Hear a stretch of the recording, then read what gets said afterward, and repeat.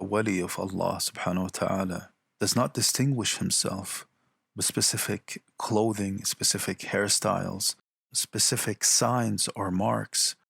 As you see today, some claim to be awliya of Allah subhanahu wa ta'ala wearing specific headscarf colors, specific clothing, or staying away from different types of clothing that are permissible because they claim they are awliya.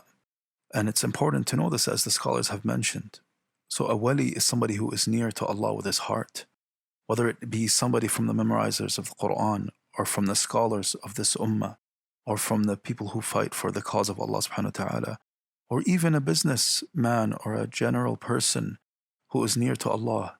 That nearness and that faith that makes him a wali is something within his heart and not something within his appearance.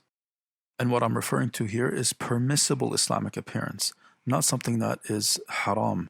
You cannot be wearing something that displeases Allah subhanahu wa ta'ala or that is forbidden and be from the awliya of Allah, because a wali strives not to sin, strives not to do things that Allah subhanahu wa ta'ala does not permit.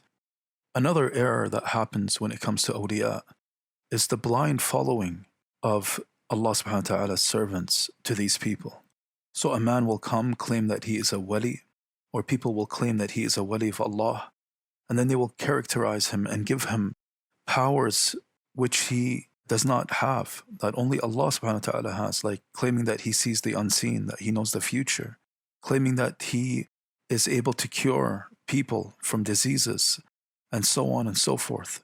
So people go to them, they give them money, they give them wealth, they exceed in their respect towards a human being, like never leaving him and giving them their backs, always walking, facing them.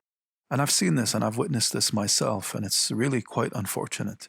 I've seen men who come into majalis and they sit in the masjid, and their followers will come to them, kissing their hands, kissing their heads, even crawling to them in the masajid. And when they want to leave, they crawl backwards, never giving them their backs. And you know right away when you see someone with such characteristics, someone who is allowing such things so freely, that this person is upon falsehood. And he is not a wali of Allah subhanahu wa ta'ala. A wali is somebody who is humble, somebody who does not claim to be a wali, somebody who is pious, who's always fearful and always feeling sinful towards Allah subhanahu wa ta'ala. He's always not sure, is Allah accepting my actions or not? It is not somebody that sits there wearing something of specific color, showing people that I am a great person, I am an imam, I am a wali. The awliya of Allah subhanahu wa ta'ala are not like this.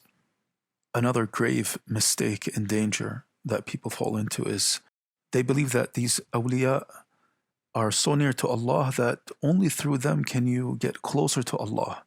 So when they die, they go to their graves and they start to do ibadah and worship near to their graves.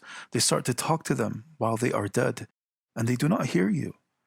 They start to ask them to ask Allah for forgiveness, trying to seek nearness to Allah through them, even to the extent of sacrificing animals to them in their graves.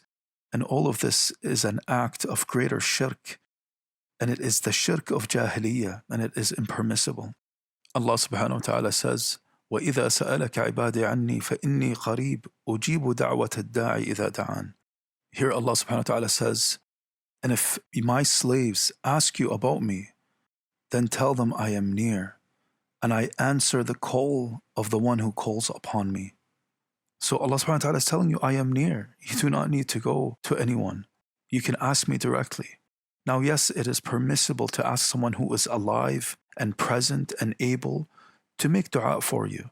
But it is better for you to make dua for your own self, because Allah subhanahu wa ta'ala can see your heart, can see the situation that you are in, can see what you are going through in your life. So make it a habit to always stay near to Allah and close to Allah, to sit and talk to Allah subhanahu wa ta'ala, to supplicate to Him, to ask Him directly on your own. Stop thinking that because you are sinful, Allah subhanahu wa ta'ala will not listen to you. Because you are sinful, Allah subhanahu wa ta'ala will not give you. All of this is impermissible in Islam. Allah subhanahu wa ta'ala is always there to listen. He is always there to forgive. So do not let shaitan get to your heart. Do not let shaitan make you think less of your actions and yourself. It is only a trap. that He places for you.